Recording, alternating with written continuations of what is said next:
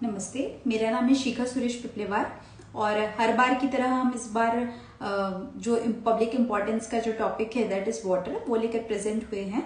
तो पानी, जैसे कि आप सभी जानते हैं, पानी जो होता है हमारे दैनंदिन जीवन में किसी भी प्रकार की आवश्यकताओं को या किसी भी प्रकार के सृजन के लिए कितना ज्यादा आवश्यक होता है। चाहे वो हमारे शारीरिक आवश्यकताएं हो, चाहे आप कहें कि बाहर आपको मटेरियलिस्टिक फॉर्म में भी कोई चीज आपको कंस्ट्रक्ट करनी हो, या किसी भी वो क्रॉप्स के लिए हो, वो सिंचन के लिए हो, या इंडस्ट्रीज के लिए हो, कहीं भी पानी कितना ज्यादा आवश्यक होता है। एंड हमारी जो पृथ्वी है वो 70% अराउंड उसका जो सरफेस है वो वाटर से कवर्ड है। सो हम उसको अर्थ प्लैनेट को वाटर प्लैनेट भी बोलते हैं। एंड जो फ्रेश वाटर होता है वो हमारे पृथ्वी, जो हमारे प्लैनेट पे सिर्फ 2.5% मात्रा में अवेलेबल है, एंड उसमें से भी जो 0.3% है वही लिक्विड फॉर्म में है। सो आप अब ये सारी चीजों से समझ सकते हैं कि पानी कितना ज्यादा आवश्यक है। वो डेली लाइफ में हम यूज करते हैं, पर कई बार हम इसलिए उसको टेकन फॉर ग्रांटेड ले लेते हैं। पर जब कभी हम बाहर, अपने देश के बाहर यदि जाएंगे, तब हमें पता चलेगा कि पानी कितना ज्यादा आवश्यक है या कितना ज्यादा अमूल्य है, कितना ज्यादा मौल्यवान है।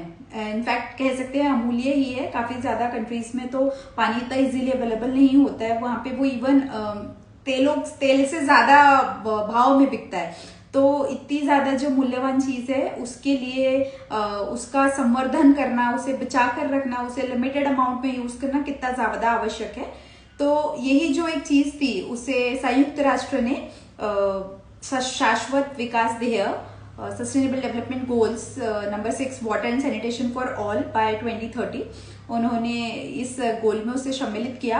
एंड उसके लिए काफी ज्यादा पूरे हर स्तर पर, राष्ट्र के स्तर पर, राज्य के स्तर पर, पूरे वैश्विक स्तर पर एंड बाकी टिल ग्राउंड लेवल ऑल्सो पानी बचाने के लिए कार्य किए जाते हैं। तो अब हम बात करते हैं कि पानी कहाँ कहाँ पे हम मोस्टली यूज हो सकता है और हम क्या कर सकते हैं कि हम उसे किसी भी माध्यम से किस प्रकार से बचा सकते हैं। तो चलिए शुरुआत करते हैं। हम अपने हाउस होल्ड से, अपने घरों से शुरुआत करते हैं। जैसे कि अब आप जानते हैं कि हमारे घरों के किचन में हो गया, वॉशरूम में हो गया, या कपड़े धोने के लिए हो गया, या गार्डनिंग के लिए पानी हो गया, कितना ज्यादा जरूरी होता है।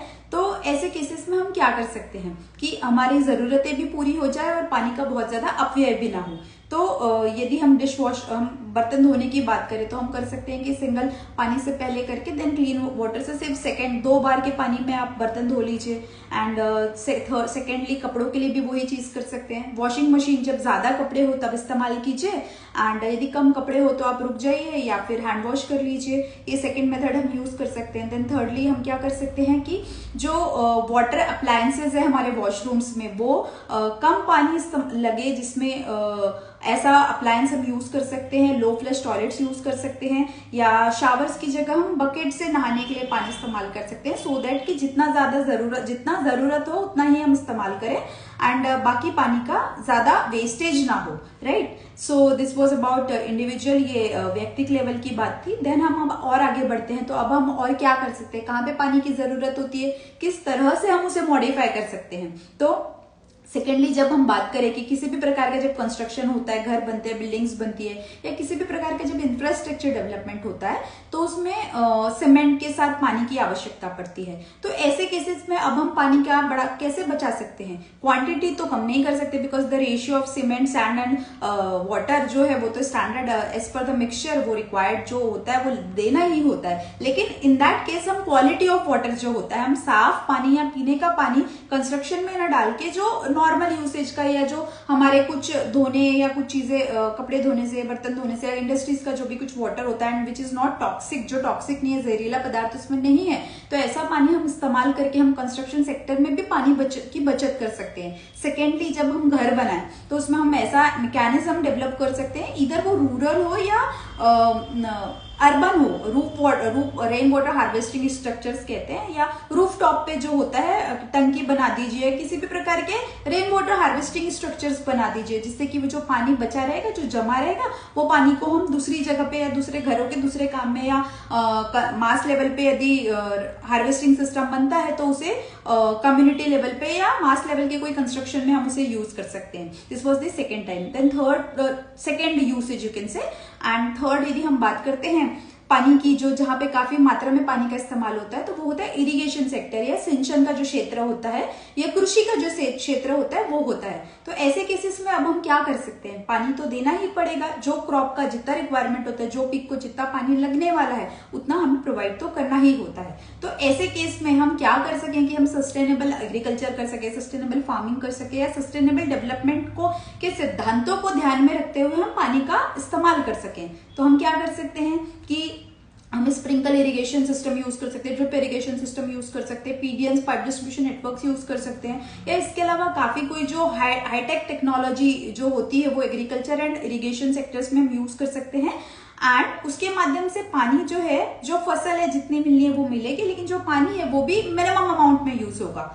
साथ ही हम क्या कर सकते हैं, हम ऐसे क्रॉप्स यूज कर सकते हैं जो कि ड्रॉट रेजिस्टेंट हो, जहां पे सूखा लगभग पड़ने की गुंजाइश रहती है, वहां पर भी यदि ऐसे क्रॉप्स इस्तेमाल किया जाए जिसमें ज्यादा पानी नहीं रखता, और ऐसे सूखे को जो क्रॉप्स झेल लें, इस प्रकार के यदि हम क्रॉप्स का इस्तेमाल करते हैं तभी भी हम पानी की बचत कर सकते हैं। साथ ही हम एग्रीकल्चर को भी हमारे हार्म नहीं होगा।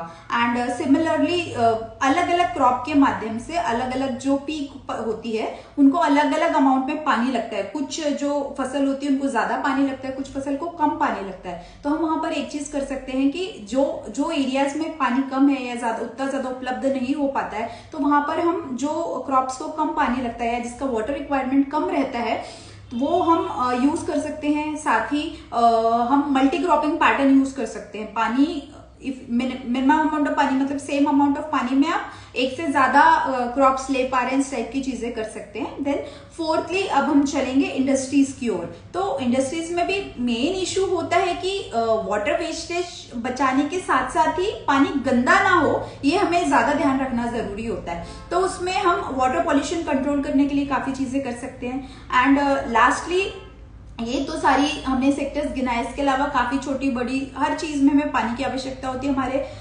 खुद हमारे बॉडी लेवल पर भी टॉक्सिन्स रिमूव करने के लिए हमें पानी की आवश्यकता होती है।